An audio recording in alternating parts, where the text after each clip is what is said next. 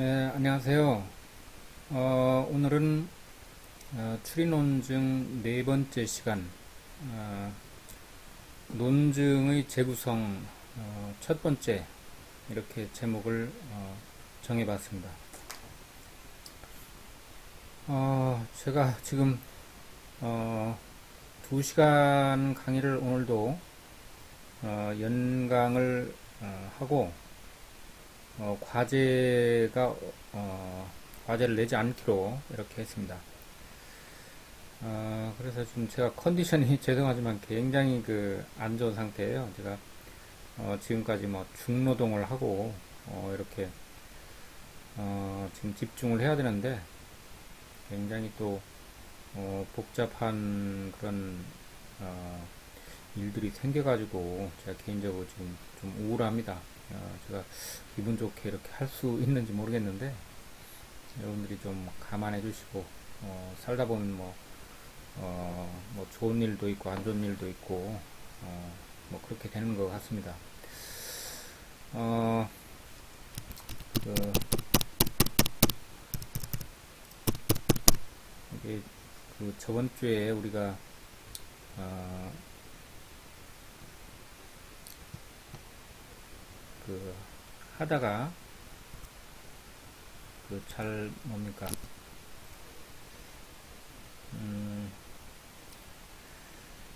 다 못 끝냈어요. 다 못 끝내고 어, 그 특히 이 발리의 반증 사례라고 그랬죠. 이 발리의 불가능성. 예를 들어서 우리가 이제 약간의 복습을 해본다면, 왜냐하면 자꾸 진도만 나간다고 이게 좋은 게 아니고 어차피 이번 학기에는 이렇게 그냥 온라인으로 해야 될 것 같아요. 그래서 뭐 오프라인으로 하게 되면은 여러분들이 뭐 연습 문제도 풀고 또 경우에 따라서는 약간의 발표도 하고 팀으로도 조금 하고 뭐 그렇게 이렇게 저렇게 하면은 2시간이 금방 가는데 저 혼자 이걸 다 하려고 하니까 너무 이게 딸립니다. 제가 무슨 약장사도 아니고요. 그래서 조금 힘이 든데 저번 시간에 한 내용 중에서 그 반증 사례라고 그러죠. 반증 사례. 반증 사례라는 거는 이제 왜 필요하냐 하면은 어떤 논증을 할 때에 전제와 결론 아니면은 이유와 어떤 이유와 주장 이런 것이 올바르게 됐느냐 안 되느냐, 그러니까 좋은 논증이냐 그렇지 않느냐 이런 거를 판단할 때에 어떤 반증 가능성이 있으면은 이게 좋은 논증이 안 되는 거죠. 반증 가능성이 없어야만이 좋은 논증이 되는 건데, 그래서 우리 교재에 그런 부분이 나와 있죠. 우리 교재 55쪽에 지금 이렇게 보다시피 수사적인 불가능성, 물리적 불가능성, 논리적 불가능성 해서 저번 시간에 우리가 했는데 이해가 제대로 안 됐으리라고 봐요. 그 중에서 또 이해하시는 분도 있겠지만 또 그렇지 않은 분들도 있을 수 있어가지고 수사적 불가능성이라는 것은 현실적인 어려움, 이제 이런 거를 말하는 거죠. 현실적으로 그런 일이 일어나기 어렵다. 그래서 현실에서 일어날 개연성이 거의 없다 하는 의미로 이제 사용을 했어요. 수사적 불가능성이라는 것은 현실에서 일어날 가능성이 거의 없다. 그래서 예를 들면은 박태환 선수가 올림픽 육상 100m에서 금메달을 받을 것이다. 만약에 누가 이런 주장을 했다고 쳐요. 하나의 예를 드는 거죠. 그러면은 뭐 논리적으로 뭐 그럴 수도 있겠죠. 그래서 이런 경우에는 반박을 할 수가 있다는 거죠. 그래서 반례 가능하다. 그래서 이런 것은 이제 수사적인 불가능성이라고 그래요. 실제로는 이런 일이 상식적으로 보면 안 일어나겠죠. 박태환이 갑자기 자기 하던 수영을 그만두고 100m 뭐 선수가 돼가지고 아니면 이런 경우도 있죠. 수영도 하고 100m도 뛰고 뭐 그렇게 하지 말라는 법은 없어요. 그렇지만은 우리가 상식적으로 보면은 그런 일은 불가능하지 않겠느냐. 그리고 또 이제 물리적인 불가능성이다 했는데 예를 들어서 우리 그 55쪽의 그 예를 저번 시간에 들었죠. 남산에서 돌멩이를 던졌더니 그 돌멩이가 땅에 떨어지질 않고 공중에 떠 있다. 이런 것은 이제 물리적으로 불가능한 거죠. 그래서 자연 법칙을 위배한다 하는 거죠.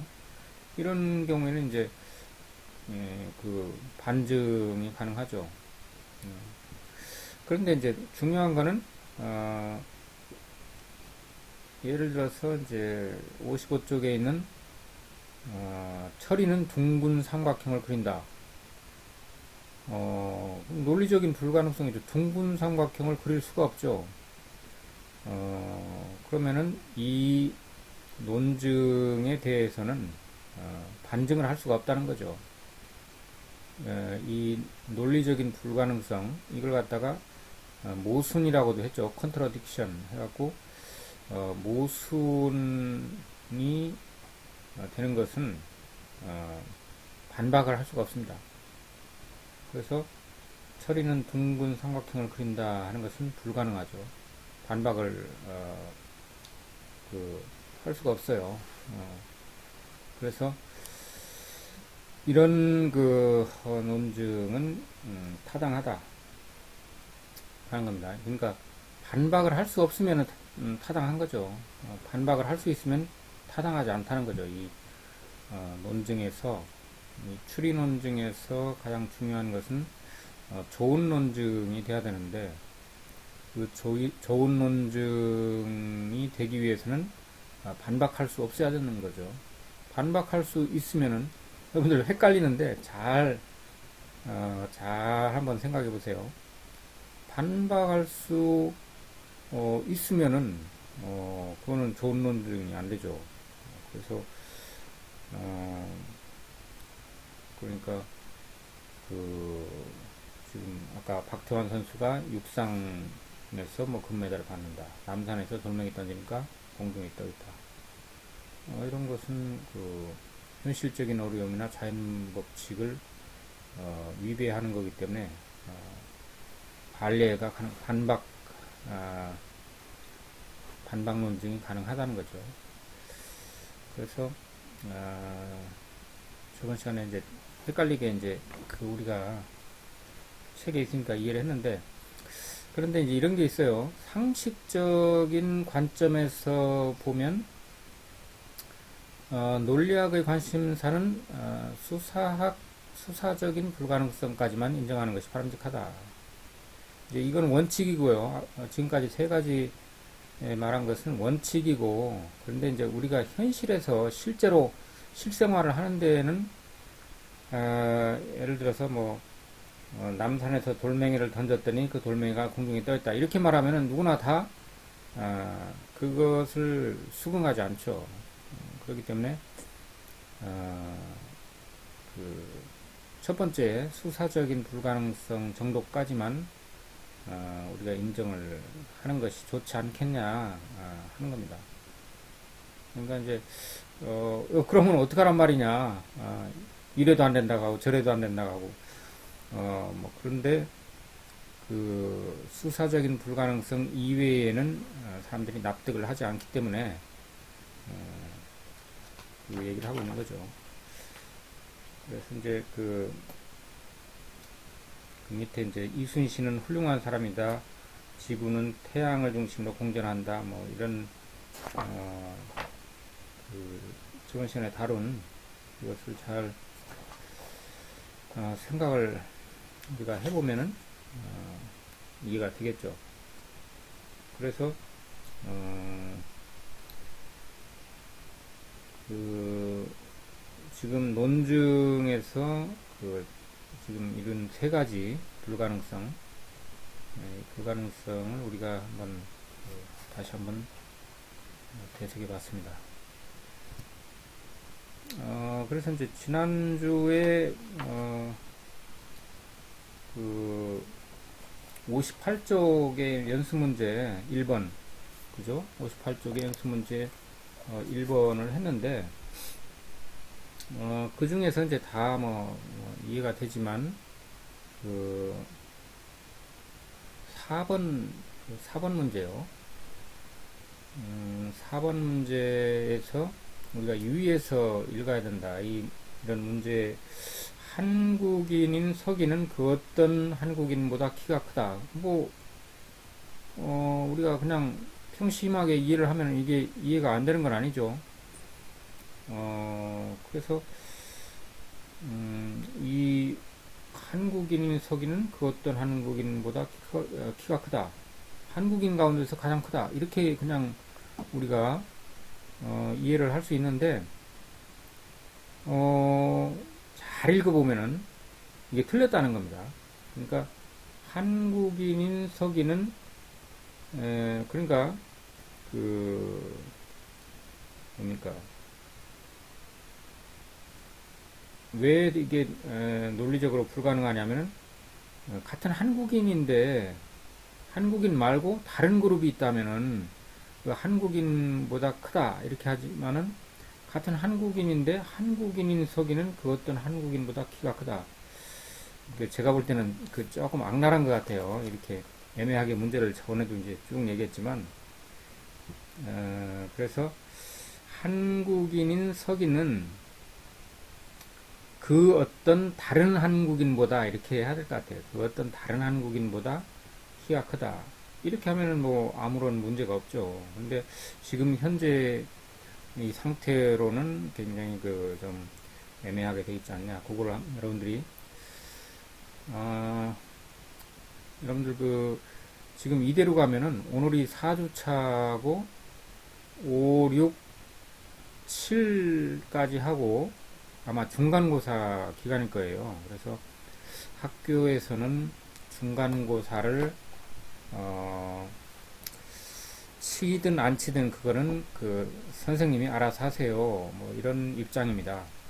그렇지만은 학생들이 불편해하는 건 하지 마세요. 이런 압력 같은 것도 있어요.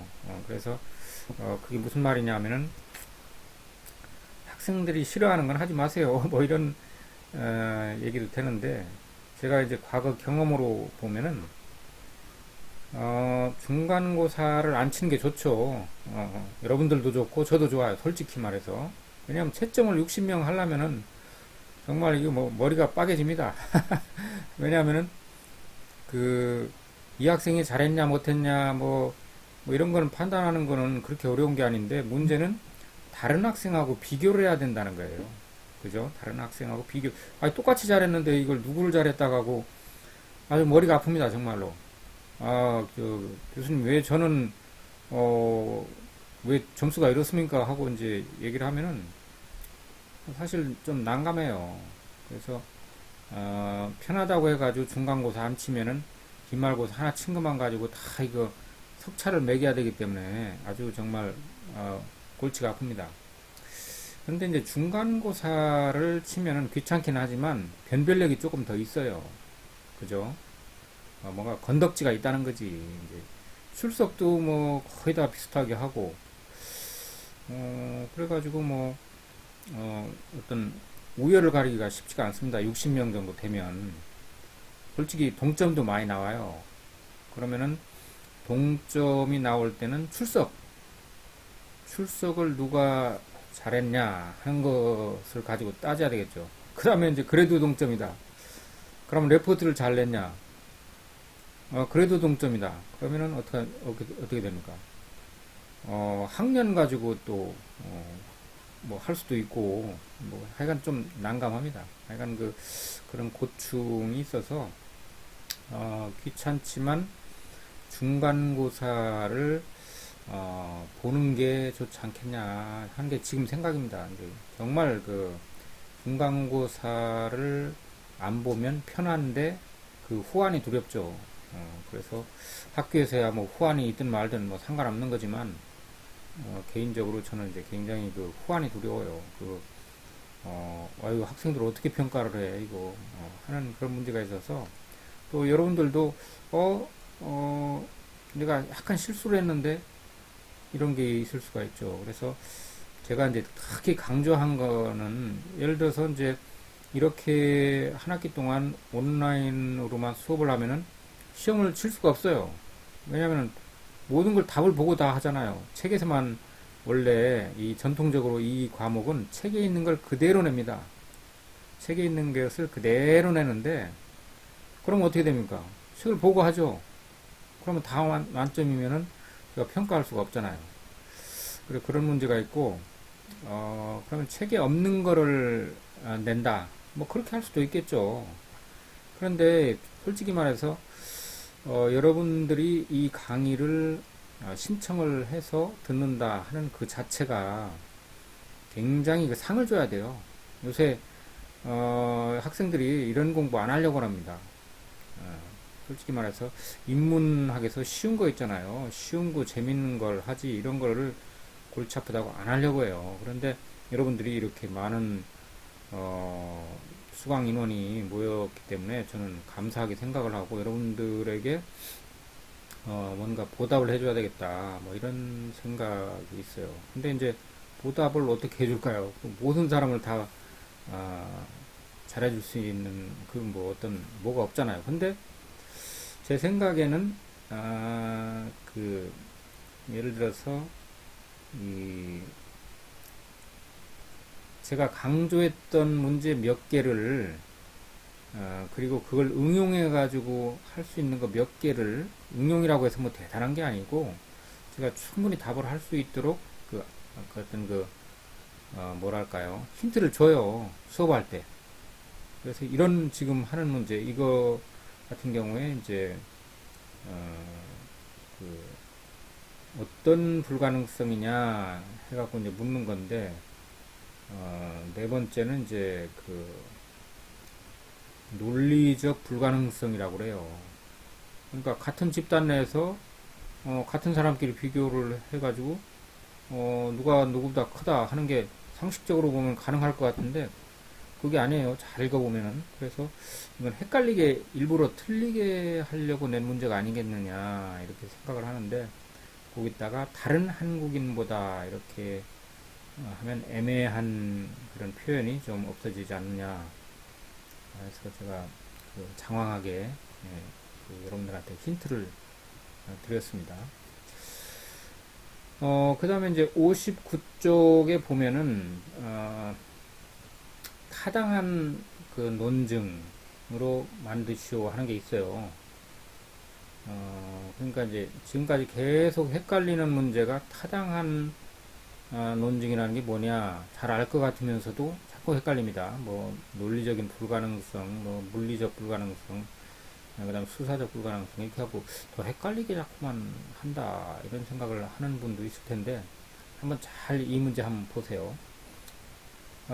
다음 논증에 수문 전제를 보충하여 타당한 논증으로 만드시오. 그러니까 우리가 어떤 그 논증을 할 때 말을 할 때 여러분들이 이 수업을 듣고 신문 사설이나 아니면 TV 토론하는 게 있어요. 토론.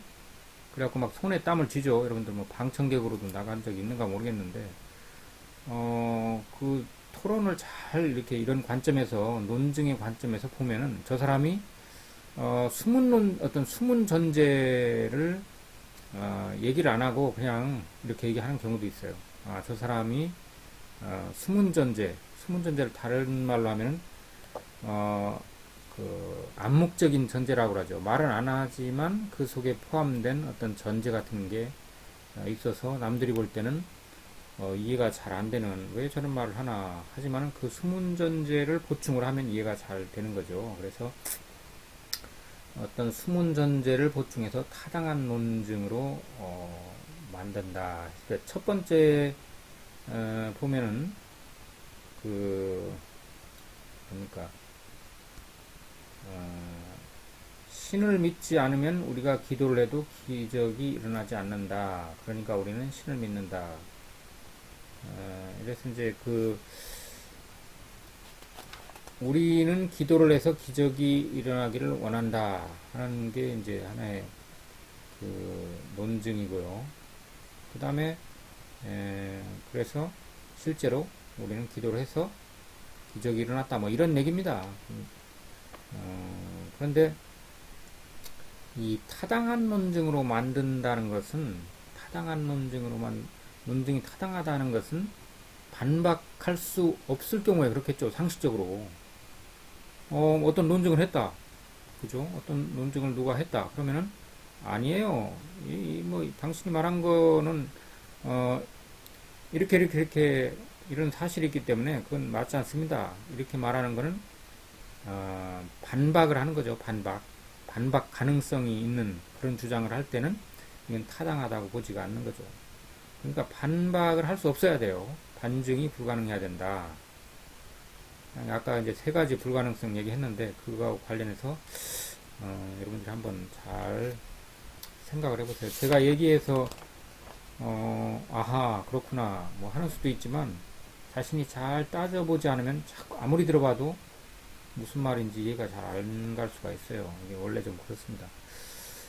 그 다음에 이제 60쪽에 보면은 이게 이제 이거 제가 강조하는 겁니다. 특별히 60쪽에 보면은 수문 전제 찾기인데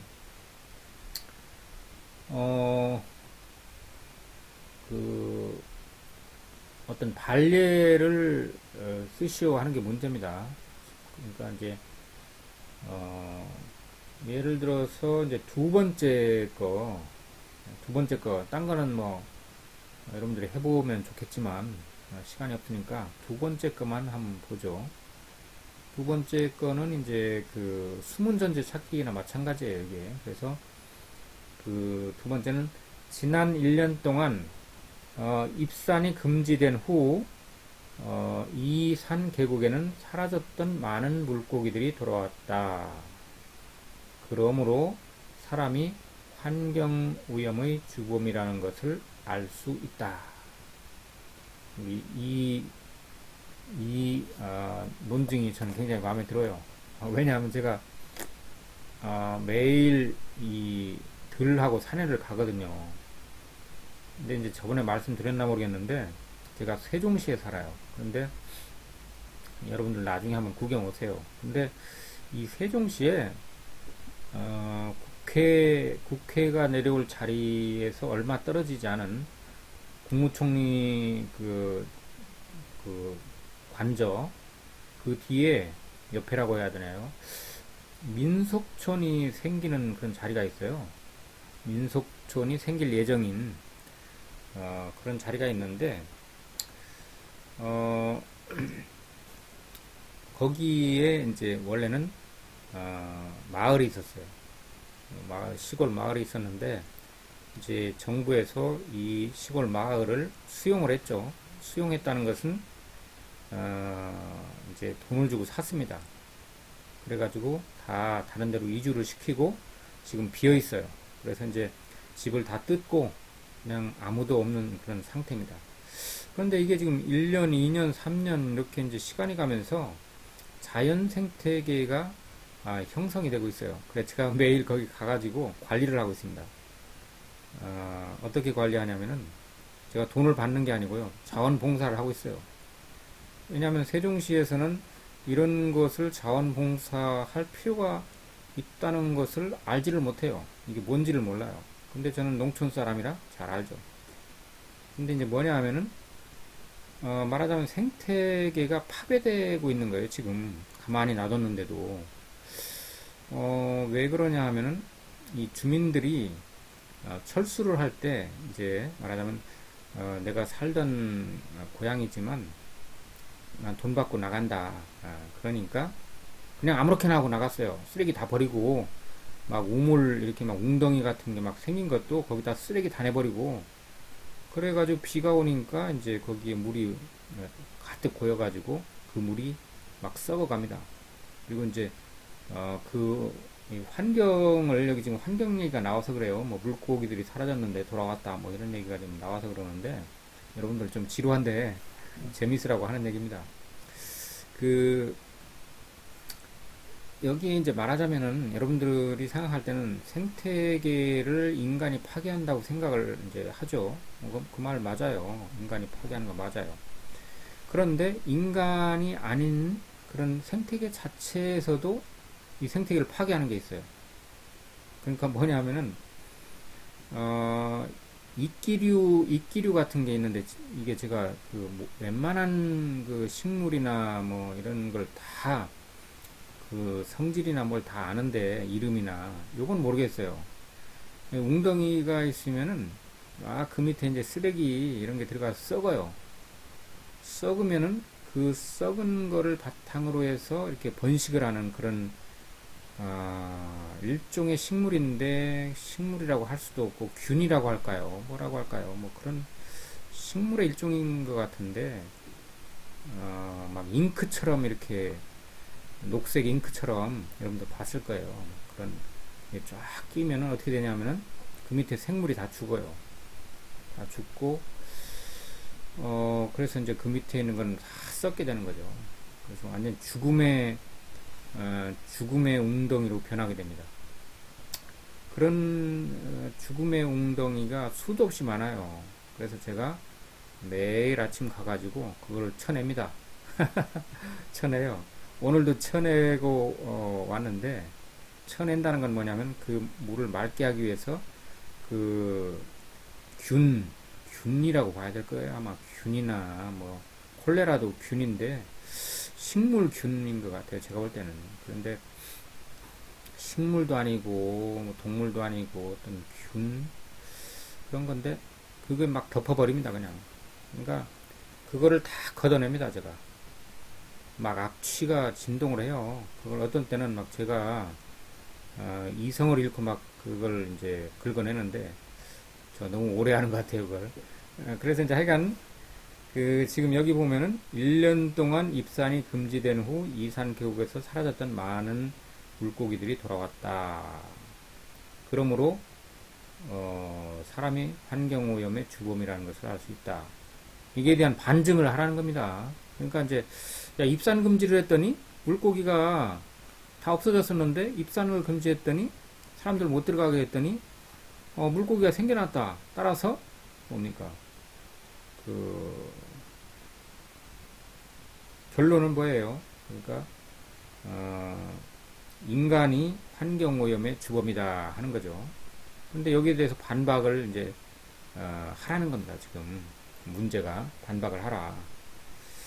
그래서 여기에 답을 어떻게 해놨냐면 입산이 금지되었지만 사실은 많은 사람이 여전히 산에 오른 경우 이게 뭡니까? 예를 들면 여기 주장하는 사람은 1년 동안 이제 입산을 금지시켰다. 사람들 이제 말뚝을 박아가지고 철망을 쳐가지고 못 들어가게 했다. 아니 그랬더니 이 계곡에 까제랑 무슨 물고기 같은 것이 없었는데 사람을 못 들어가게 하니까 이게 생겨났다. 따라서 결론 인간이 이런 환경을 파괴한 주범이었다 하는 주장을 하는 겁니다. 지금 여기 그 문제가요. 여기에 대한 반박을 뭐라고 했냐면은 입산 금지를 하긴 했어. 그렇지만 실제로는 사람들이 개구멍으로 해서 다 들어가서 돌아다녔어요. 그러니까 당신이 한 말은 맞지 않아. 이렇게 반박을 하는 거죠. 근데 이제 제가 이 문제를 여러분들에게 재밌다. 이게 교육이 되는 거잖아요. 제가 봤을 때는 어제 보니까 제가 가장 가슴 아프게 생각하는 것 중에 하나가 뭐냐면은 이 도시에 있는 가로수들을 전부 다 이렇게 가지를 자릅니다. 다 잘라요. 이게 이제 제가 이쪽에 서울은 잘 모르고요. 서울도 그런가 그렇죠. 서울도 대전 쪽에 보면은 다 이 가로수를 속된 말로 이제 중대가리를 만들어요. 그냥 다 잘라가지고 둥치만 남겨놓고 딱 잘라버려요. 그런데 이제 경주에 그 굉장히 오래 묵은 그런 그 은행나무 가로수길이 굉장히 많이 좋았다고 그래요. 그래서 관광객들도 많이 가고 환경에도 좋고요. 그죠? 이 가로수가 저기 이제 대전에서 금산으로 가는 그 길에 보면은 지금은 새로 길이 났지만 그 옛날 길에 보면은 플라타너스 나무가 이제 양 그 옆에 서가지고 하늘이 안 보여요. 거기 가면은. 그러면 자동차들이 매연을 내뿜고 가면은 그 플라타너스 잎들이 그 매연을 다 흡수를 해요. 그러니까 환경오염을 현저하게 줄이는 거죠. 나무한테는 미안하지만 그런데 그거를 이제 이렇게 잘랐다는 거죠. 경주 시내에 있는 그 은행나무들을 전부 다 그냥 가지를 다 잘랐어요. 큰 가지들을. 그러니까 어떻게 돼요? 그냥 고목 같은 둥치만 서 있죠. 그러니까 관광객도 가지 않고 새들도 가지 않고 먼지를 흡수하는 매연을 흡수하는 그런 것도 이제 불가능하고 뭐 이렇게 됐다고 그래요. 그래서 이 문제를 여러분들이 지금 답이 돼 있는 거 입산이 금지되었지만 예를 들어서 개구멍으로 사람들이 다 거기 들어갔다.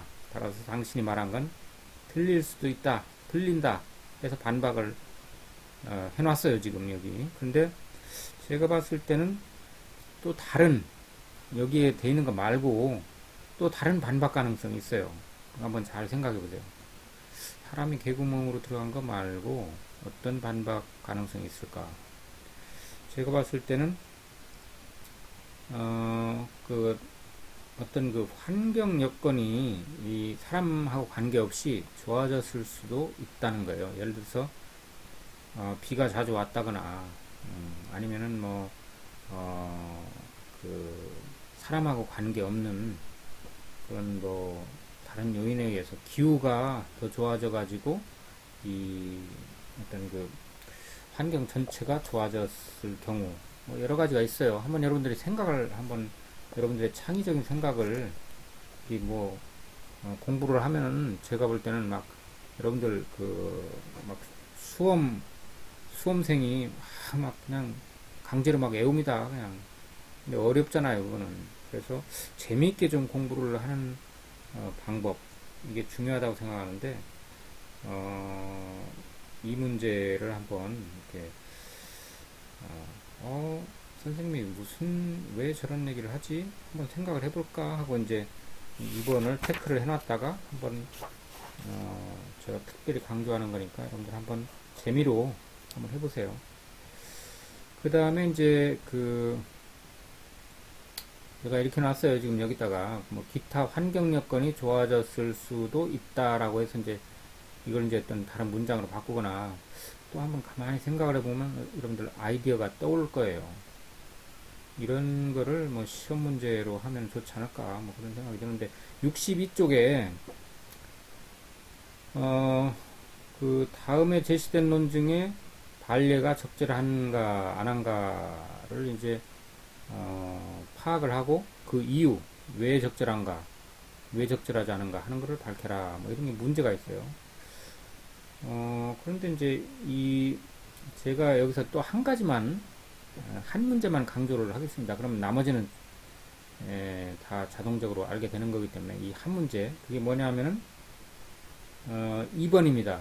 그러니까 그 2번이죠. 2번 62쪽에 5번 중에서 작은 2번 그 뭐냐면은 스웨덴의 여름은 해가 지지 않아 밤이 어둡지 않은 백야가 계속된다.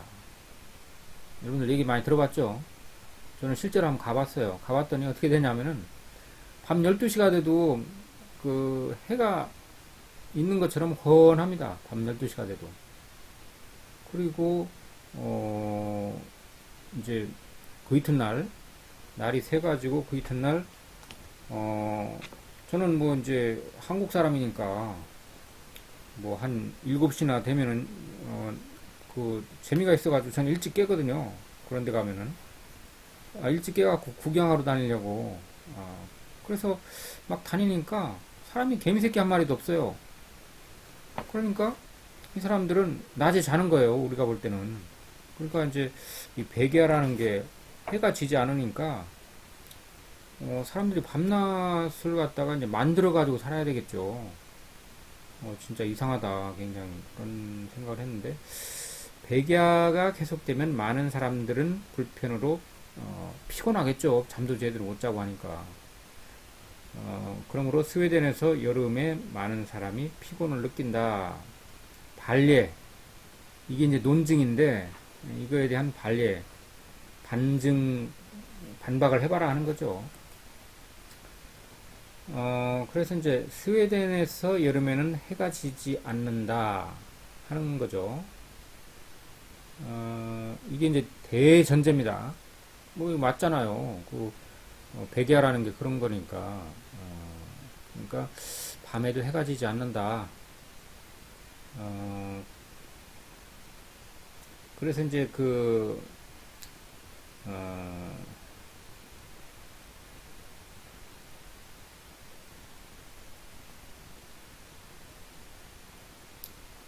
말하자면 이제 여기에 반박을 했어요. 지금 이 문제 보면은, 어, 반박을 했어요. 반례, 반박 사례죠. 반박 사례. 반증 사례, 혹은 반박 사례라고 이해를 하면은, 좋다고 그랬죠. 반례, 반박 사례. 뭐라고 했냐면, 지구의 자전과 공전 주기가 변해서 스웨덴에서 여름에 해가 일찍 지는 경우, 이제 반박을 하죠, 이렇게. 당신 말은 뭐 틀려요. 왜냐하면은, 지구의 자전과 공전 주기가 변해가지고, 스웨덴의 여름에 해가 늦게 지는 게 아니고 일찍 뜨는 경우도 있을 수 있잖아요. 그래서 당신 말은 100% 맞는 건 아니야. 이렇게 반박을 한다고 쳐요. 언뜻 보기에는 아까 자연 물리적 불가능성 뭐 이런 얘기 했잖아요. 그래서 이제 이게 맞는 말 같아요. 반박 가능한 뭐 그런 걸로. 근데 이거는 틀리다는 겁니다. 반박이 안 된다는 거예요. 이거는 왜 반박이 안 되냐면은 이 전제 자체를 부정해서는 안 된다는 게 대원칙입니다. 전제 자체를 부정해서는 안 된다. 이게 이제 왜 그렇지? 하면은 여러분들이 지금 얘기한 거 이게 굉장히 중요해요. 54쪽에 이제 왜 그런가 하는 것을 54쪽에 돌아가 보면은 그런 게 나와요. 54쪽에 들어가 보면 그 54쪽 약간 재색으로 되어 있는 한가운데 A, B 해갖고 이제 문장이 나와요. 그런데 반례죠, 이게. 반례가 A, B로 나오는데 그 바로 밑에 어떤 게 있냐면은 A는 적절한 반례가 아니다. 왜냐하면 반례는 전제를 참으로 만들지만 결론을 거짓으로 만드는 사례여야 하는데 이것은 전제를 부정하는 어떤 사례이기 때문이다. 뭐 이런 말이 있어요. 바로 이건데 이게 이제 말을 좀 어렵게 제가 볼 땐 쓴 것 같아요. 그냥 전제 자체를 부정하면 안 되는 거예요. 그 사람이 전제를 그렇게 했는데 그거 자체를 부정해버리면은 반박이 되는 게 아니죠. 그래서 이거는 굉장히 중요한 문제라고 할 수가 있어요. 그러니까 62쪽에 문제 5번에 2번. 그래서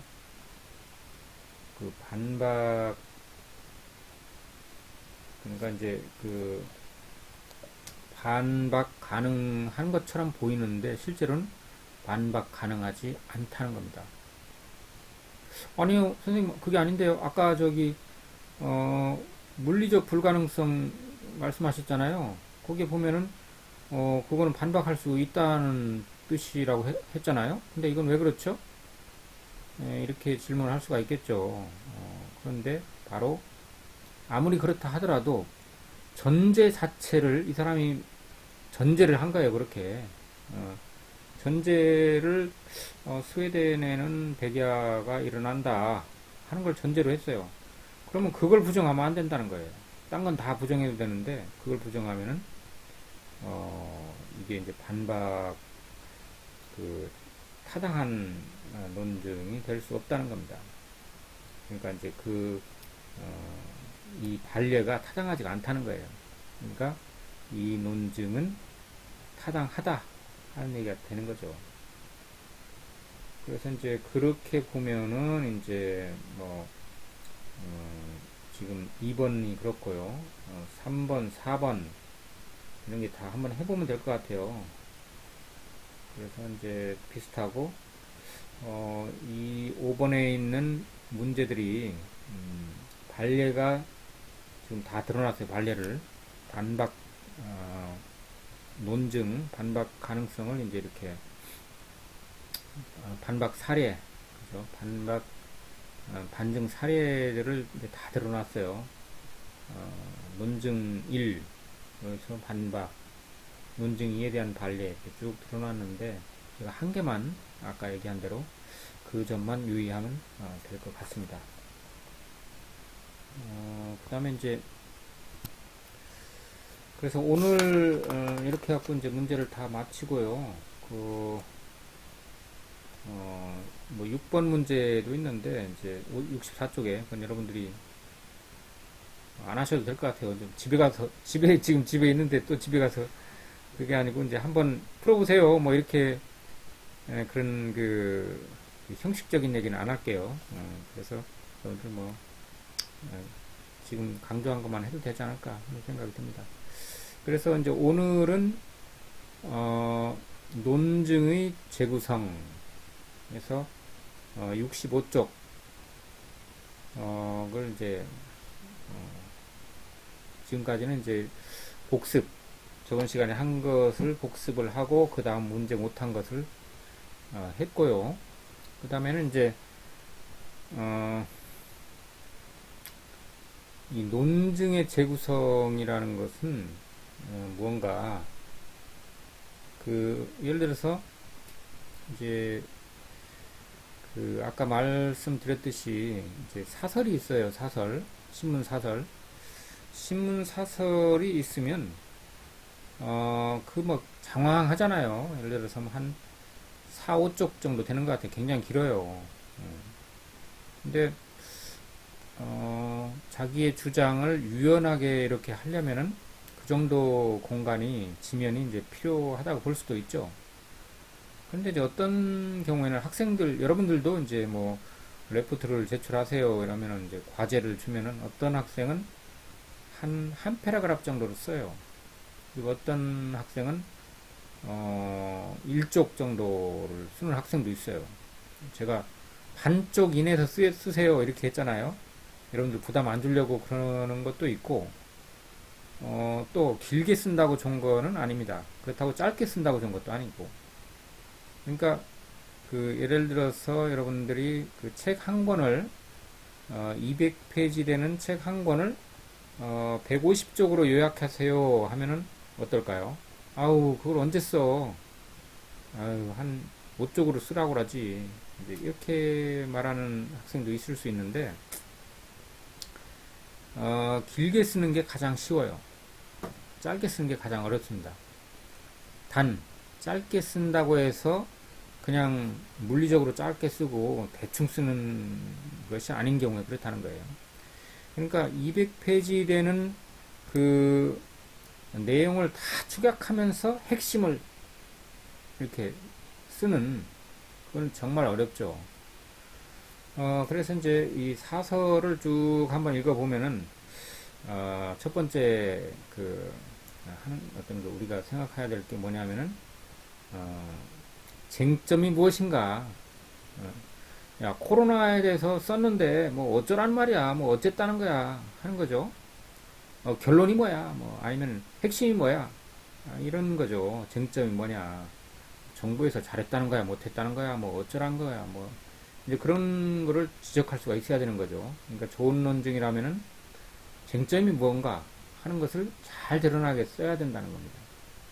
여러분들이 이제 다른 글을 쓸 때도 많이 쓴다고 좋은 것도 아니고 적게 쓴다고 좋은 것도 아니고 이 사람이 말하려고 하는 게 확연하게 드러나면서 왜 그 말을 하려고 하는가 하는 것을 잘 드러나도록 쓰는 게 이제 좋은 글, 좋은 논증이 되겠죠.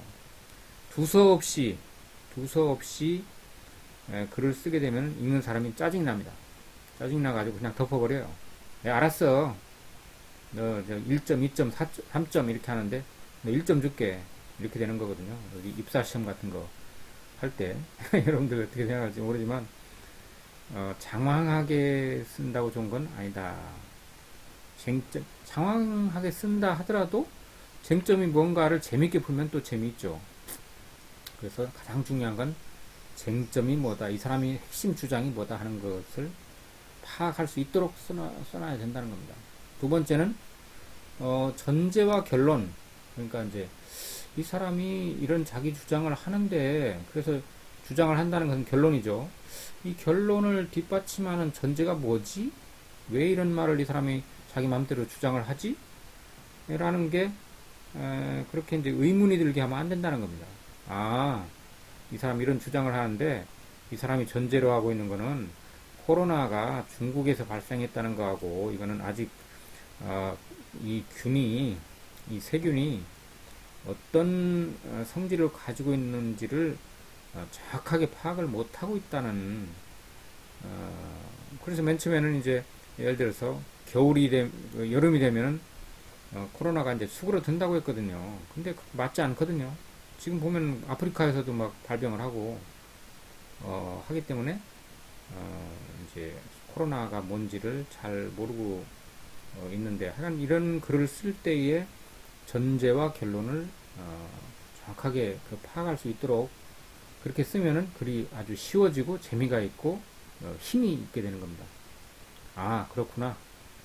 이 사람 주장 맞아. 아니면 틀렸어. 틀리더라도 확실하게 틀리고 맞더라도 확실하게 맞아야 된다는 거예요.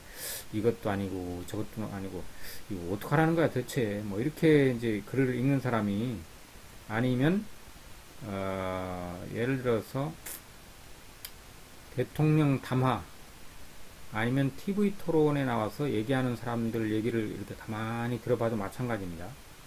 저 사람이 결론이 도대체 뭐야? 자기 주장이 뭐야? 그리고 왜 그런 주장을 하는 거지? 어떤 근거로? 불분명하거든요.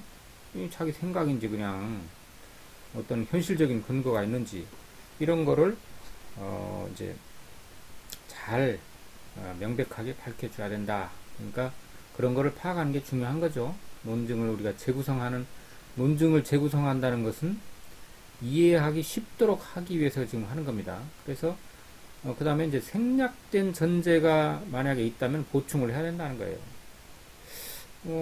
이 사람이 말하고자 하는 거는 이런 건데, 그 말이라면은 이러이러한 말을 이제 사람들이 다 안다고 생각을 하고 그냥 쓰지 않는 거예요. 그렇지만 이렇게 밝혀가지고 당신이 그 무언 중에 전제하는 건 이거 아니요 하고 이제 그 밝혀준다면 이 논증이 훨씬 더 짜임새가 있고 이해하기 좋은 그런 게 되겠죠. 그래서 여기서 가장 중요한 건 뭐냐면은 쟁점을 파악한다고 아까 그랬는데, 논쟁점이죠. 논쟁점, 핵심 주장. 누구의 관점에서 지금 하는 얘기인지, 자기 생각이 그렇다는 건지, 아니면 뭐 일반적인 사실을 얘기하는 건지, 이런 걸 분명히 해줘야 됩니다. 아니면 우리가 이제 글을 읽을 때, 아니면 그 사람의 얘기를 들을 때, 이게 지금 저 사람이 말하고 있는 거, 아니면 지금 여기 써놓은 게 누구의 관점에서 지금 주장되고 있는 건가 하는 거를 한번 파악하려고 노력을 해보면 이제 그 사람의 어떤 논증이 허점을 가지거나 아니면 핵심이 잘 드러나서 이해가 잘 될 수도 있어요. 누구의 관점인가? 이게 아무것도 아닌 것 같아도 이제 이런 것만 유의를 해서 논점 이 논쟁을 살펴보아도 굉장히 그 이해가 쉽다는 겁니다. 그 다음에 전제지시어, 결론지시어, 만일 뭐뭐 한다면 이렇다고 하자. 왜냐하면 뭐 이런 게 전제지시어죠. 아니면 결론. 따라서 하는 게 결론지시어죠. 전제지시어는 왜냐하면 뭐 이런 거죠. 이런 것이 있는가 이런 걸 잘 상식적으로 글을 쓰는 사람은 이런 걸 해요. 뭐 이렇게 주장을 해놓고 왜냐하면 이렇게 이제 그 자기의 주장을 합리화하기 위해서 왜냐하면 뭐 이런 말도 쓰고요. 따라서 그러므로 고로 그런 것을 쓰는 게 상식이에요. 예를 들어서 결론을 먼저 얘기한다고 해서 이 사람은 이유도 안 밝히고 그냥 결론만 얘기해? 이거 논증이 잘못됐어. 이렇게 할 필요는 없다는 겁니다. 두 갈식이죠. 먼저 강하게 어떤 결론을 얘기를 하고 그 다음에 왜냐하면 이렇게 얘기할 수도 있어요. 제가 저번 시간에도 얘기한 것 같은데 제 주위에 있는 어떤 분은 항상 그래요. 무슨 얘기를 막 이렇게 꺼내면 결론이 뭐야? 이렇게 나오거든요. 김 다 빼는 거죠. 내가 지금 한가하게 네 얘기 다 듣고 있을 시간이 없거든. 결론만 얘기해. 그러고 이제 그때 내가 만약에 이해가 안 되면 왜 그런가 물어볼 테니까 이 말이거든요. 그래서 이제 전제를 먼저 얘기하든 결론을 먼저 얘기하든 그건 그렇게 중요하지 않다 하는 겁니다. 뭐 두괄식이라는 것도 있고 미괄식이라는 것도 여러분들 그 국어 시간에 다 배웠죠. 그 고등학교 때, 중학교 때. 이 두괄식은 어떻습니까? 강하죠. 자기 주장이 강합니다. 코로나는 극복될 수 있다. 해놓고 이제 왜 그런가 하는 걸 이렇게 쓱 써나가는 거예요. 강하죠. 근데 반대로 또 코로나라는 것은 이러이러한 것이다. 어디서 발생했고 지금 미국에서 어떻고 저떻고 뭐 쭉 아이고 지쳐 죽겠네. 무슨 말 하려고 그러는 거야. 맨 끝에 가서 따라서 코로나는 극복되어야 된다. 힘이 다 빠지죠. 그죠? 그러니까 이제 그게 장단점이 다 있어요. 어떤 사람은 이제 코로나는 뭐 이렇고 어디서 발생했고 지금 뭐 각국의 뭐 숫자가 뭐 얼마가 감염이 됐고 양상은 뭐 어떻게 대도시를 중심으로 해서 어떡하고 뭐 사회적 거리두기를 뭐 해야 되고 말아야 되고 어떡하고 저떡하고 그렇게 하면 이거 이 사람 현실에 대한 이런 경험적인 분석을 하고 있네. 글이 살아있어. 이렇게 볼 수도 있지만 다 알고 있는 거 그거 얘기하면 뭐하냐. 결론이 뭐야. 이렇게 할 수도 있거든요.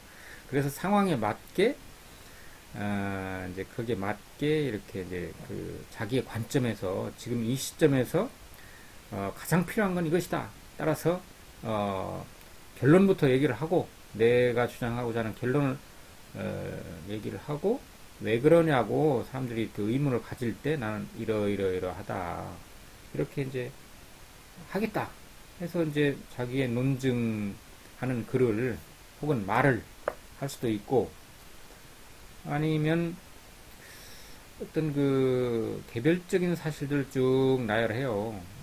이렇고 저렇고 현실적으로 미국에도 이렇고 지금 뭐 영국에는 뭐 지금 수상이 총리가 이제 감염이 돼가지고 뭐 중태에 빠졌다 뭐 어쩌고 저쩌고 그런 얘기를 쭉 하고 결론 따라서 콜레라는 이렇게 경제적인 그런 대책도 강구해야 되고 뭐 해야 된다 이렇게 이제 주장할 수도 있는 거죠. 그래서 순서는 그렇게 중요하지 않고 좋은 논증이 되는 방향으로 이게 지금 컴퓨터가 말을 잘 안 들어요. 좋은 논증이 되는 방향으로 전제를 보충을 해야 된다. 그렇죠? 전제를 보충을 해야만. 제가 이게 PPT를 만드는데 여러분들 마음 어둘까봐 이게 환한 아름다운 그림으로 장식을 했으니까 여러분들 좀 위안을 받으세요. 그 다음에 이제 논증의 재구성이라는 게 이제 아까 대략적으로 얘기를 했는데 리컨스트럭션이라고 그러죠. 리컨스트럭션 재구성. 그죠. 재구성이죠. 재구성을 하는 이유는 분명하게 하려고 하는 거죠. 장황하게 얘기하니까 아 그래 네가 말하는 건 이런 거 아니야. 첫째, 둘째, 셋째, 네가 말하고 하는 결론 이런 거 그거지. 아 그럼 진작 그렇게 얘기하지.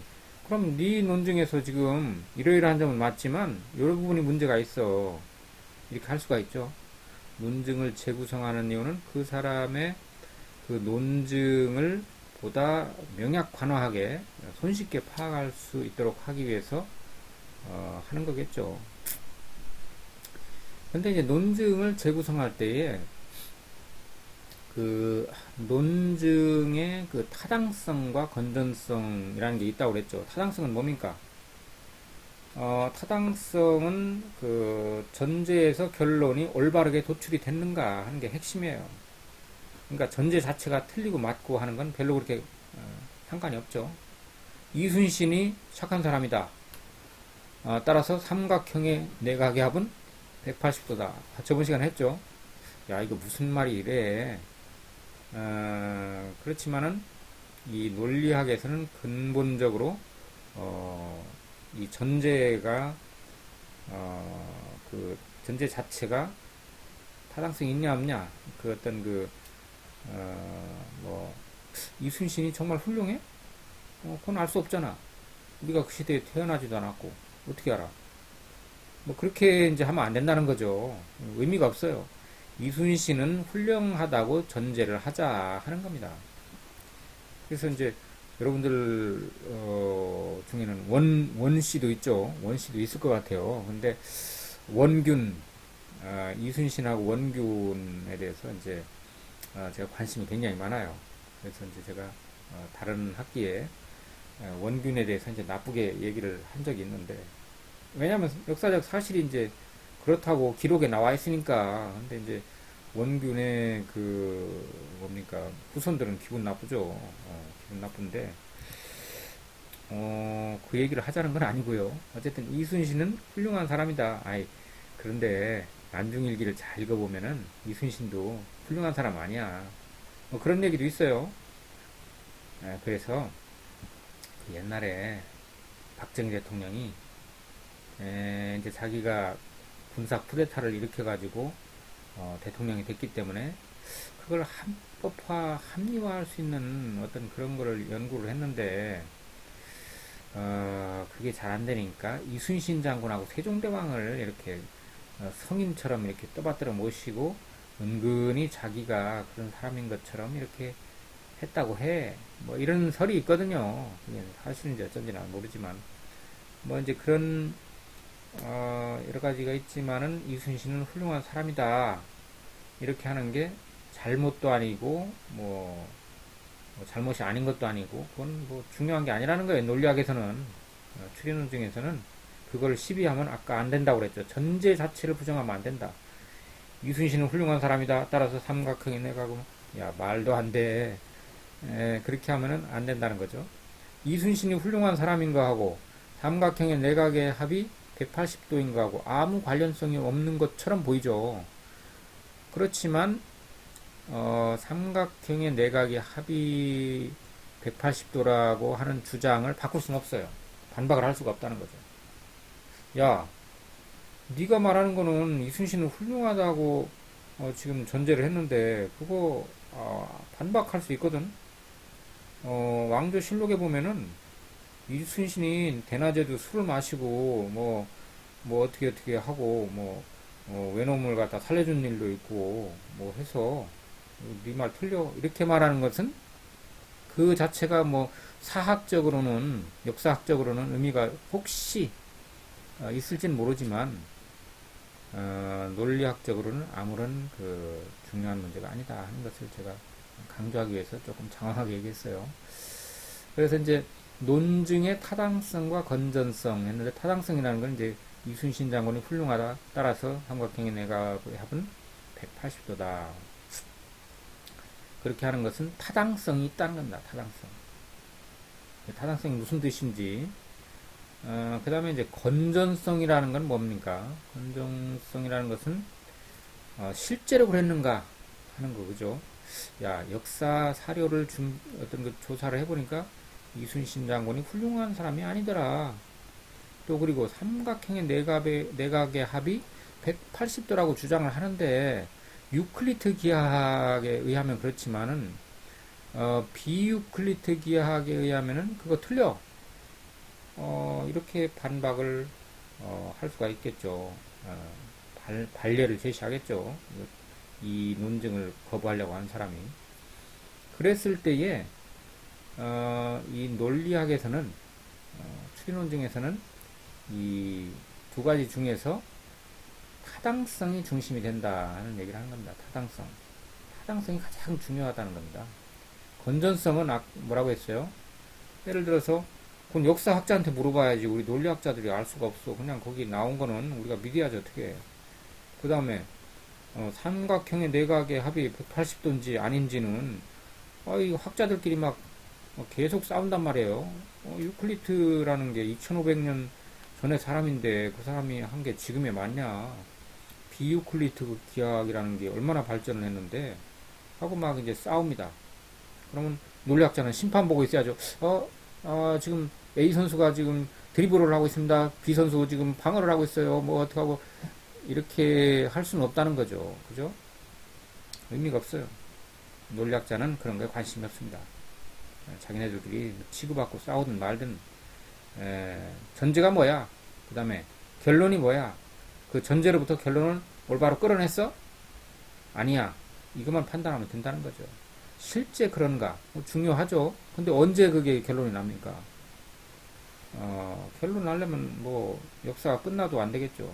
그러니까 논리학자는 그런 데는 관심을 두지 않는다 하는 얘기를 하는 겁니다. 이 이제 그러기 때문에 형식 논리학이라고 하는 거예요. 형식이 중요하다는 겁니다. 내용보다는. 내용이 중요한 논리학을 변증법적 논리학이라고 해요. 참고적으로 여러분들이 왜 형식만 중요시하지? 자꾸만 이렇게 하니까. 그래서 변증법적 논리학에서는 내용까지도 다 따지는데 과연 그런 게 정당하게 성립되는지. 변증법이라는 거는 이제 뭐 그리스 시대 플라톤이나 근대의 헤겔, 그리고 이 동양 세계에서 주역이라는 책을 보면은 굉장히 변증법적으로 돼 있다 하는 걸 여러분들이 재미로 참고 삼아 그냥 두면 되겠습니다. 그 다음에 이제 수문전제를 보충하는 과정이 논증의 재구성이다. 수문전제를 보충하는. 아까 했죠? 논증의 재구성을 할 때 수문전제를 찾아야 된다. 그죠? 이 사람이 왜 이런 말을 하지? 전제되는 것을 말로 안 하고, 그냥, 암암리에, 그것은 여러분, 뭐, 사람들이 다 알 테니까 그냥 얘기를 안 한 거죠. 그렇지만은, 오해를 받을 수가 있으니까 그걸 찾아내야 되는 거죠. 그래서, 전제와 결론을 가지고서 이제 타당성을 판단한다고 그랬죠. 그랬을 때에 수문전제를 보충하게 되면 아주 완벽한 그런 그 좋은 논증이 될 수가 있다는 겁니다. 그래서 68쪽 68쪽에 이제 그런 얘기가 쭉 써 있고요. 뭐 헌법은 검열을 금지하고 있다 해서 뭐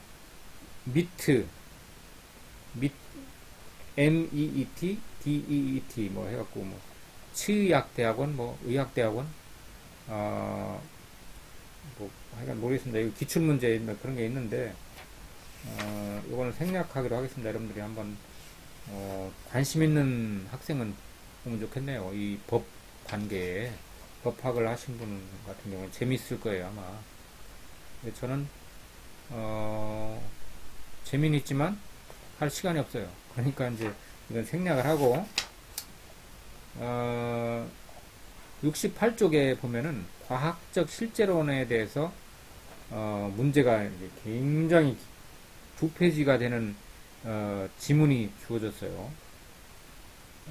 그래서 이제 이 문제는 어, 과학적 실제론을 비판할 때 그 근거로 삼을 수 있는 것을 보기에서 바르게 고르면 해서 과학적 실제론이라는 걸 알고 있어야만이 이 문제를 풀기가 굉장히 좋다 하는 거고 제가 전에 얘기했습니다. 저번 시간인가 이렇게 이쪽이나 되는 이 지문이 나오면은 이거를 다 읽을 시간이 없어요.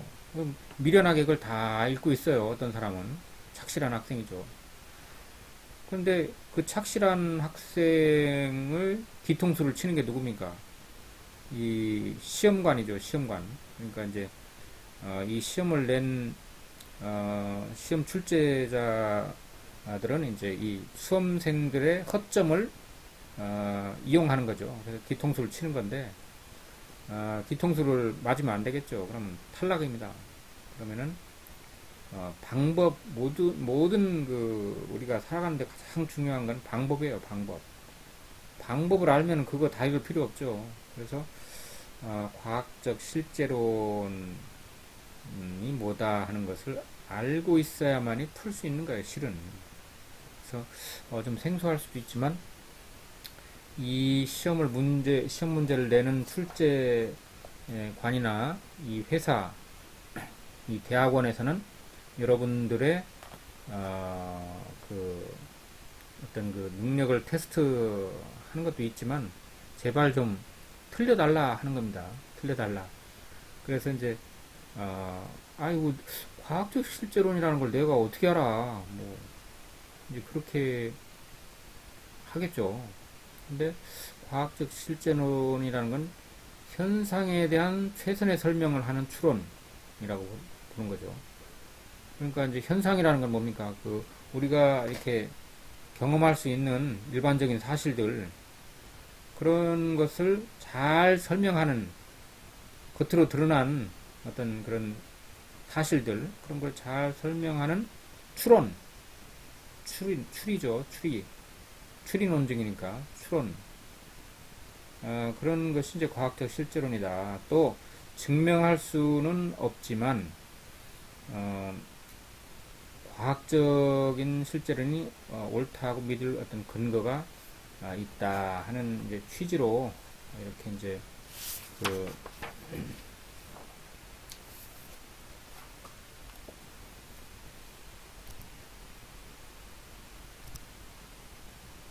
70쪽에 보면 이제 과학적 실제론에 대해서 이렇게 이제 2페이지가 되는 긴 논증을 요약을 했어요. 네 가지로. 그래서 이제 그것을 갖다가 이제 결국은 여기서는 두 개 이상을 고르라 뭐 이런 말도 없는데 하여간 기역, 니은, 디귿, 리을 네 개 중에서 고르라는 게 이제 문제인데 아주 불친절합니다. 여기서 두 개 이상 고르세요 이렇게 써놓지도 않았어요. 근데 한 개만 고르면 틀린 건 아니지만 한 5점 만점에 한 2.5 정도 주겠죠. 두 개 정도를 골라라 하는 뭐 두 개를 고르게 돼 있어요. 실제로는. 그래서 과학적 실제론에 대해서 알고 있는 그런 사람이 풀 수 있는 게 아니냐. 그래서 그 디귿하고 니을을 이제 골라야 되는 과학적 실제론에 대한 이해. 그래서 이제 그 내용에 대해서는 뭐 여러분들이 한번 책을 읽어보는 수밖에 없죠. 그래서 이제 그거는 어려우니까 죄송합니다. 70쪽에 70쪽에 있는 그 논증 재구성하는 문제가 있어요. 논증을 재구성하는 문제가 있는데 그게 이제 이 핵심은 뭐냐면 육신 우리가 가지고 있는 육체의 생은 악이고 허위다. 그러므로 우리는 죽음을 희망해야 된다. 이거 이제 굉장히 재미있다고 사람이 죽는 건데 재미있다고 하면 안 되겠죠. 근데 요건 제가 강조하는 겁니다, 여러분들. 이런 어떤 우리가 살아가는데 굉장히 중요한 문제예요. 그러니까 자살을 해야 된다, 뭐 이런 것 같아요. 그래서 자살하면 왜 안 되는가? 이런 거를 우리가 이제 알기 위해서 이게 굉장히 중요한 건데, 이 자살을 하는 사람들이 뭐라고 주장하냐면은, 자살을 찬성하는 사람들이죠. 육체의 생은 악이고 허위다. 이게 전제가 그래요. 그러므로 우리는 죽음을 희망해야 된다. 혹은 죽고자 원해야 된다. 뭐 이런 거죠. 그러니까 자살하겠죠. 그런데 이제 이 논증이, 이것도 논증의 일종의 자기 주장이잖아요. 우리 자살할 거야. 우리 사이트에서 만나가지고 서로 이제 청산가리를 어디서 이제 공동으로 구매해서 어디서 만나가지고 차에 타고 가다가 저기 강원도 가서 청산가리를 먹고 우리 공동으로 죽을 거야 하는 사람들이, 야, 왜 죽어? 이렇게 좋은 세상을 두고 왜 죽어? 이렇게 했을 때 이제 이 사람들이 하는 말이 그렇습니다. 육체의 생은 악이고 허위. 따라서 우리는 죽음을 희망해야 돼요. 이렇게 이제 주장을 합니다. 그러면 이거 네 말 틀렸어. 이렇게 하면 말을 안 듣죠. 왜 틀렸는가를 논증을 해줘야 돼요. 자, 네가 말한 것을 한번 처음부터 차근차근 이해를 해보자. 그러면은 네가 전제하고 있는 것은 네가 말했다시피 육체의 생은 악이고 허위다 하는 게 네 전제야. 그 다음에 네가 말은 안 하고 있지만 숨어 있는 네가 전제는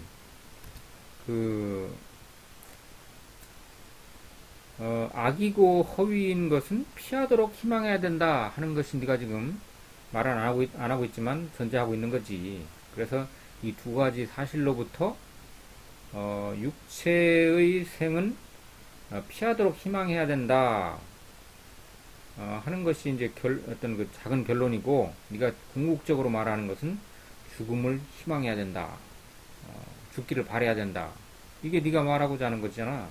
근데 네가 말한 게 틀렸다는 건 내가 말해줄게. 이제 이렇게 나가야 되겠죠. 그래서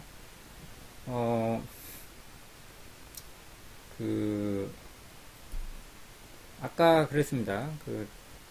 이 논증이 타당하냐 안 하냐 하는 것을 우리가 이제 판단을 할 때에 가장 중요한 것은 전제 자체가 잘 됐냐 잘못됐냐 하는 것이 아니라고 그랬어요. 그럼 뭐예요? 전제로부터 결론을 잘 끌어냈냐 안 끌어냈냐 하는 것만 보면 된다는 겁니다. 논리학에서는. 그랬을 때 잘 끌어내면 타당한 논증이, 그래, 네가 말한 게 맞아. 그럼 너 죽어도 돼. 가서 죽어. 이렇게 할 수가 있겠죠. 그런데 과연 그게 맞는 말인지 한번 우리가 검토를 해보자는 거죠. 그래서 이제 결론은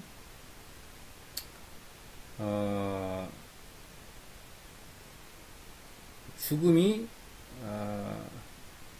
어떤 뭡니까? 죽음이라는 것이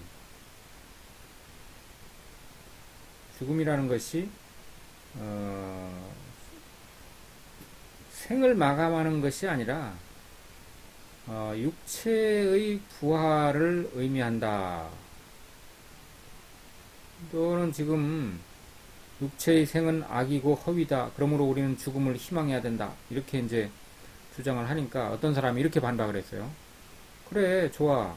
그러면은 네가 말하는 죽음이라는 게 육체의 어떤 육체가 살아있는 거, 그것을 마감해야 된다, 끝내야 된다 라는 뜻이 아니라 육체의 부활을 의미한다고 하면은 이제 반박을 그렇게 해요. 육체가 살아있는 것은 악이고 허위다. 따라서 우리는 죽음을 희망해야 된다. 이렇게 말하는데, 말하자면 전제 자체를 부정하는 거예요. 육체가 어떤 어, 육체의 생을 끝내는 것, 그것이 죽음이다라고 이제 이렇게 주장했는데, 그게 아니라 육체가 부활을 그러니까 예수님이 이제 십자가에 못 박혀서 이제 돌아가셨잖아요. 돌아가셨는지 뭐 하여튼 그랬는데 부활했잖아요. 그러니까 우리가 죽으면 부활한다. 육체가 다시 부활한다. 어, 열흘 후에 가보니까 관 속이 비어 있더라. 그래서 예수님은 부활했다. 뭐 이런 얘기 했잖아요. 그래서 어, 그걸 이제 여러분들이 조금 말이 어려울 수 있는데 70쪽에 한번 잘 밑부분 읽어보면 무슨 말인지 이해가 될 거예요. 그러니까 이제 죽음이 육체의 부활을 의미하는 경우 전제 자체는 부정하는 사례. 그래서 네 말은 틀렸다. 이렇게 주장하면은 된다고 그랬습니까? 안 된다고 그랬습니까? 안 된다는 거죠. 전제는 손을 대면 안 돼요. 근데 전제를 다르게 이 사람이 말한 것과 다르게 이해를 해가지고 반박을 하는 것은 옳지 않다는 겁니다. 야, 그럼 죽으란 말이냐? 이런 얘기도 나오는데 우리 책에서는 그 얘기까지는 안 나왔어요. 그래서 이제 이런 반증을 하면 안 된다 하는 것만 얘기를 했는데 참고로 저번에 얘기를 한 것 같은데 이런 게 있어요. 자비의 원리라는 게 있어요. 자비의 원리. 자비라는 건 부처님의 그 자비를 말하는 거예요. 자비를 베풀어라. 자비라는 것은 다른 말로 하면 사랑이에요. 사랑의 원리. 누구를 사랑해요? 자기를 사랑해? 상대방을 사랑하라는 겁니다. 상대방에게 자비를 베풀어라 하는 원리가 있어요. 논리학에. 이 다른 말로 하면 뭐냐면은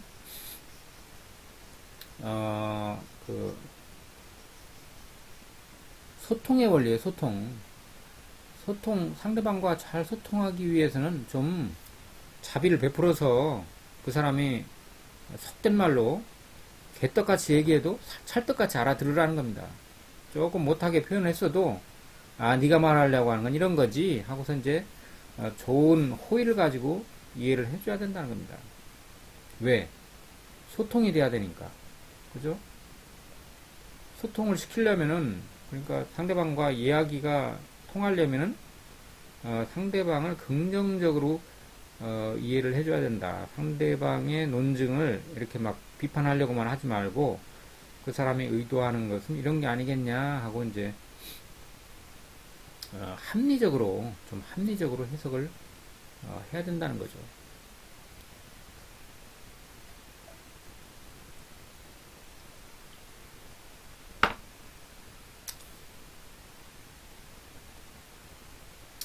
그래서 계속 강조하지만 전제 자체를 부정하는 그런 반대 사례를 반례라고 하죠. 반대 사례를 제시하는 것은 잘못이다. 그러면 안 된다는 겁니다. 그럼 성립이 안 돼요. 반박이 안 됩니다. 자, 코로나는 중국에서 발생했다고 치자. 그런데 뭐 이렇고 저렇고 막 누가 이제 그렇게 얘기를 해요. 그러면 이렇게 얘기합니다. 어떤 사람이 그 반박을 하는 거죠. 그 사람의 논증을 부정하기 위해서 반박을 해요. 말도 안 돼. 코로나는 중국에서 발생한 게 아니야. 미국에서 발생했어요. 왜냐하면은 미군들이 거기 중국에 가갖고 주둔하면서 거기서 퍼져나온 거거든. 그렇게 하면 안 된다는 겁니다. 이 논리학에서는. 사실적으로는 뭐 따져봐야 되겠죠. 진짜 그런지. 그런데 논리학에서는 중요한 문제가 아니라는 거예요. 그건. 중국에서 발생했다 하면 전제가 그렇다는 거니까 그건 받아들여야 된다는 겁니다. 이해가 되죠? 그래서 가장 중요한 게 반례를 제시할 때는 전제 자체를 부정한 사례는 성립이 안 된다. 그렇게 하면 안 된다는 겁니다. 자비의 원리, 반례가 불가하므로 이 논증은 타당하다. 그러니까 이제 이게 충격적인 사실이에요. 아까 얘기했던 육체의 생은 악이고 허위이다 하고 전제를 했어요. 어, 이 조주빈 보면 그렇잖아요. 육체의 생은 악이고 허위다. 맞는 것 같은데. 그러면 결론은 뭐냐? 그러므로 우리는 죽음을 희망해야 된다. 말도 안 돼. 이게 무슨 그 조주빈을 죽이라는 거는 뭐 말이 되는 건 모르겠는데 모든 사람을 다 죽음을 희망해야 된다. 이게 말이 안 된다. 그런데 이 논증은 논증 자체로 봤을 때 타당하다는 겁니다. 타당하다. 이게 반박을 할 수가 없어요. 그러나 뭡니까? 이 건전하지는 않다 하는 거죠. 이제 지금 얘기한 거에 여태까지 배운 게 다 들어있어요.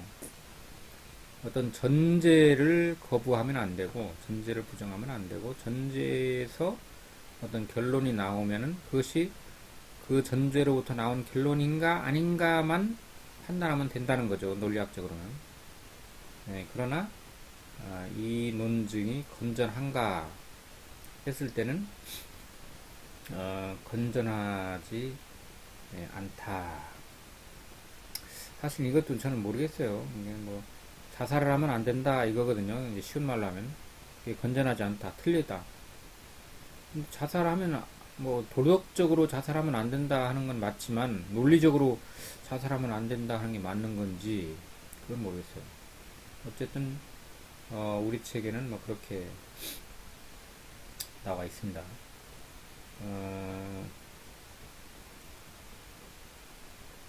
그래서 그 뭐 서태지는 총각이다 뭐 이런 얘기를 또 거기서 하고 있는데 72쪽에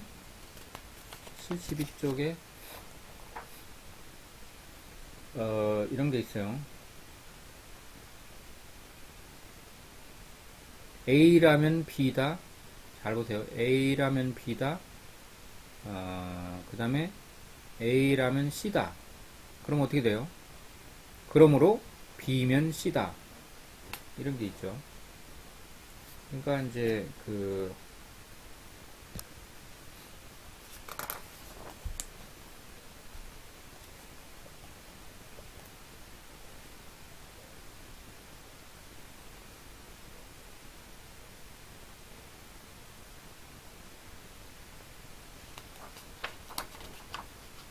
72쪽에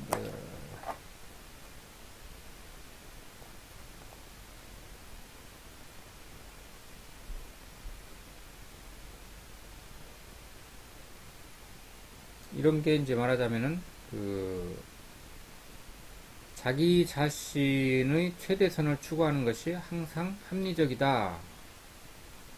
그 다음에 수문전제가 뭔지 몰라요. 그 다음에 자기 자신의 최대선을 추구하는 것이 항상 도덕적으로 옳다. 그렇게 해서 이제 A면 B다. 자기 자신을 최대선을 추구하는 것이 합리적이다. 그게 B다. 그 다음에 그러면 A면 C다. 자기 자신의 최대선을 추구하는 것이 항상 도덕적으로 옳다. 그럼 뭡니까? 또 중간에 나오는 것은 B라면 C다가 돼야 되겠죠. 합리적인 것은 항상 도덕적으로 옳은 것이다. 라는 게 이제 들어가야 된다 하는 거예요. 그래서 이런 거는 굉장히 수문 전제를 찾는 것은 굉장히 논리학을 안 배워도 풀 수 있다. 뭐 이렇게 여기 나와요. 근데 이제 잘 하고 있는 것도 물으면 어리벙벙해지죠. 근데 상식적으로 보면은 이게 굉장히 쉬운 거예요. 그 다음에 이제 73쪽에 요게 굉장히 헷갈리면서도 의미심장한 뭐 그런 문제가 있어요. 그러니까 이제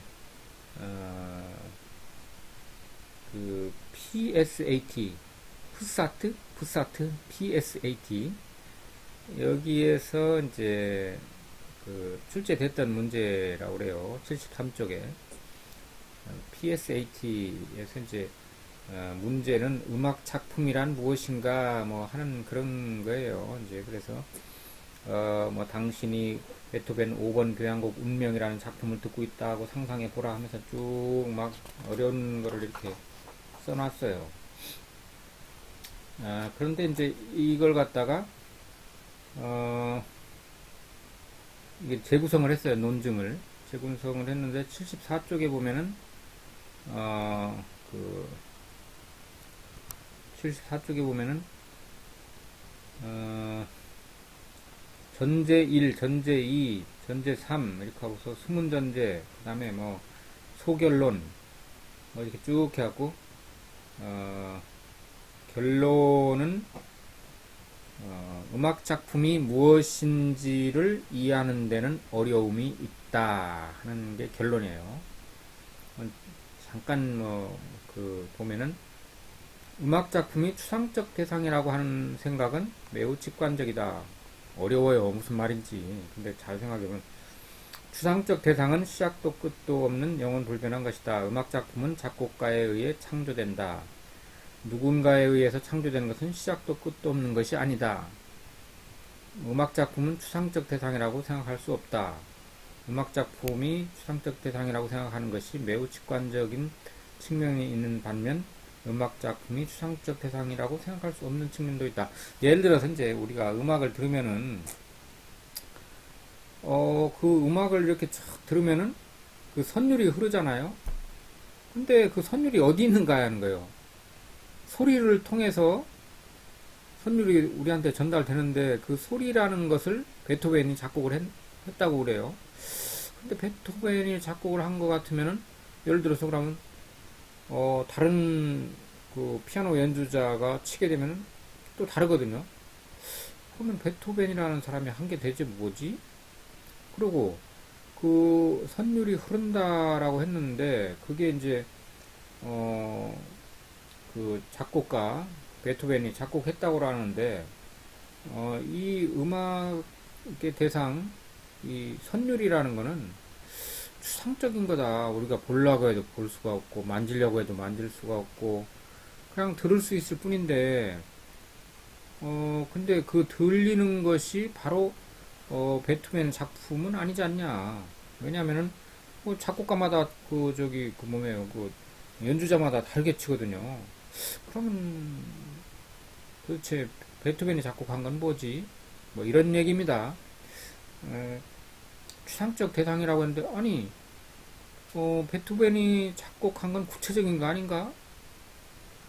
추상적인 뭐 하여간 이런 거예요. 그래서 이제 결론은 뭐냐면은 음악 작품이 무엇인지를 이해하는 데는 어려움이 따른다 하는 게 결론이에요. 그럴싸합니다. 그래서 이제 이렇게 그 장황한 음악에 대해서 써놓은 거 한 페이지 정도 남짓 이렇게 써놓은 반 페이지가 좀 넘네요. 이렇게 써놓은 것을 갖다가 논증은 어떻게 평가하는가 했을 때 반대 사례가 있는가, 그 다음에 타당한가, 또 숨은 전제가 있는가, 건전한가, 이런 거를 통해서 이제 이 논증을 우리가 평가할 수 있다는 겁니다. 건전한지 또 타당한지 이런 걸 평가하기 위해서는 재구성을 해야 된다. 문장을 쭉 읽으면은 알 수가 없다는 겁니다. 그래서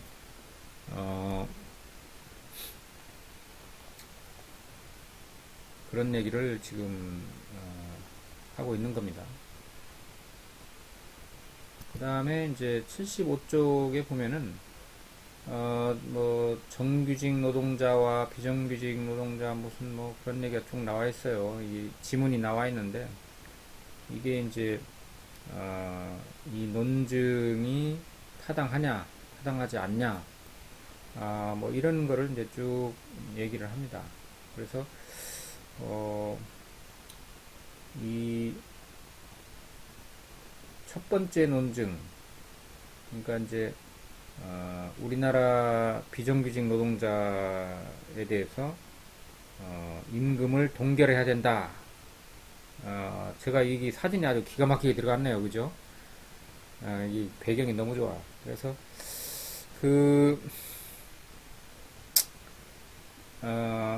이 논증은 이제 결론적으로는 부당하다 하는 게 결론입니다. 왜 부당하냐?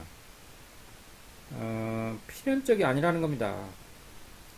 그러니까 이제 필연성이 없어요. 이렇게 할 수도 있고 저렇게 할 수도 있고, 즉 임금을 동결하면은 비정규직 노동자의 임금 문제를 시정할 수 있는 돈을 마련할 수 있다.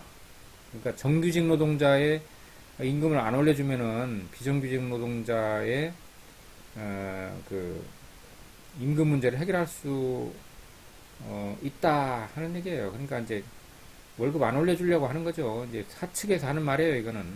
어, 두 번째 논증은 뭐냐면은 이제 그 이렇게 기업이 살아남을 수 없게 하는 주장을 받아들여서는 안 된다. 즉 쉽게 말해서 이 노동자들의 월급을 동결하는 것을 부당하다. 뭐 이런 거죠. 동결하는 것은 이제 부당하다. 반대되는 두 가지 논증이 두 가지가 달라요. 그래서 이제 거기에 대한 얘기를 하고 있는데, 그래서 75쪽에 나와 있는 그 비정규직 노동자와 정규직 노동자 사이에 뭐 어떻게 해야 된다. 재계는 노동계의 주장을 받아들일 수 없다고 주장한다. 뭐 이 신문 그 보도에 많이 나오는 걸 하나 이제 끌어온 것 같아요. 그러니까 이제 지금 그 정규직 노동자의 그 임금에 대한 재계의 평가 뭐 이런 거. 첫 번째 논증에서 이제 사가 필연적이 아니다. 두 번째 논증에는 건전하냐, 부정행위의 논제 뭐 해갖고 이제 76쪽에 보면은 이런 게 있어요. 재밌는 거 하나만 하고 끝내겠습니다. 여러분들 지루할 것 같아서. 그 76쪽에 그 한 중간에서 약간 위에 이제 이렇게 박스를 쳐놓고 색깔을 흐린 색깔로 해가지고 나는 이번 시험을 잘 봐야 한다. 그런데 시험을 볼 때 부정행위를 하면 시험을 잘 볼 수 있다. 그렇죠? 책 보고 쓰면 그러겠죠. 그러므로 따라서 나는 시험을 볼 때 부정행위를 해야 된다. 이런 게 있어요. 이거하고 똑같은 얘기라는 겁니다. 그러니까 이제 이 논증이 맞냐 틀리냐 타당하죠. 그럼 여러분들 부정행위를 해도 되는 건가? 이렇게 이제 말할 수 있겠죠. 그래서 그게 바로 이런 거죠. A 하면 B 할 수 있다. B 하기를 원한다. 그러므로 A를 해야 된다. 이게 전형적인. 나는 이번에 시험을 잘 봐야 된다. 근데 시험 잘 보려면은 컨닝을 해야 된다. 따라서 나는 컨닝을 할 것이다. 이런 거죠. 그래서 이런 거는 실천 논증의 오류라고 합니다. 실천 논증의 오류. 그래서 건전하지가 않아요. 논리적인 비약이 있어요. 그래서 이런 논증은 많이 상투적으로 쓰는 그런 논증으로서 우리가 쉽게 무엇이 잘못됐나를 알 수 있다는 겁니다.